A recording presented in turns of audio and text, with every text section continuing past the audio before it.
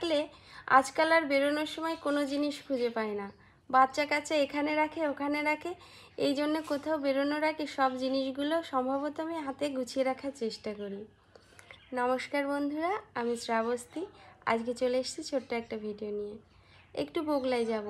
অনেক দিন ধরেই ভাবছি একটু যাব, কিন্তু বাচ্চা কাচ্চা নিয়ে আর হয়ে উঠছে না। ওদের দুজনকে নিয়ে গিয়ে কোনো কিছু কেনাও সম্ভব না, এত হুটোপাটি করে, আমি আর কোনো কিছু কিনতে পারি না।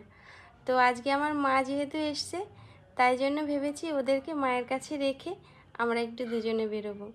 খুব বেশি কিছু যে কেনাকাটা করব তা না, পুজো যেহেতু এসে গেছে সেহেতু একটু এটা ওটা দেখতে যাওয়া আর কি। আর আমাদের নিরামিষ একটা মিক্সি কেনার দরকার, কেননা অনেক সময় মা বাবা আসলে অনেক বাটা ঘষা লাগে, সেই ক্ষেত্রে একটু নিরামিষ মিক্সির দরকার হয়। সেই জন্য ইলেকট্রনিক্সের দোকানে চলে গেছিলাম। তো কিনতে গেছি মিক্সার, কিন্তু এটা ওটার দিকে আমার নজর সব সময় রয়েছে, কেননা পরের টার্গেটটা তো ঠিক রাখতে হবে না।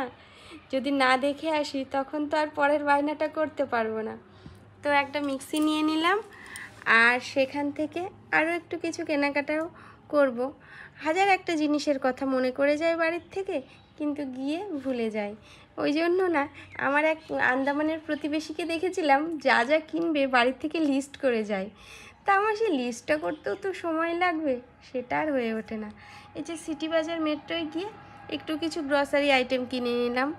আর তারপরে বাচ্চা বাড়ির থেকে বলে দিয়েছিল মা আমার জন্য একটু সাজুগুজুর জিনিস আনবে, বড় মেয়েটার বায়না আর কি। কিন্তু কোনো কিছু তো আর আমার একটা কিনলে হয় না, সব কিছু দুটো দুটো কিনতে হয়। ব্যবহারের জন্য নয়, নষ্ট করার জন্য। ওরা ব্যবহারের থেকে নষ্ট করেই বেশি। যাই হোক, যে যেতে খুশি তাদের জন্য তো সেটাই আনতে হবে। আর নিজের জন্য একটু একটা দুটো প্রয়োজনীয় জিনিস কিনে নিলাম। সবাই ভালো থাকবেন।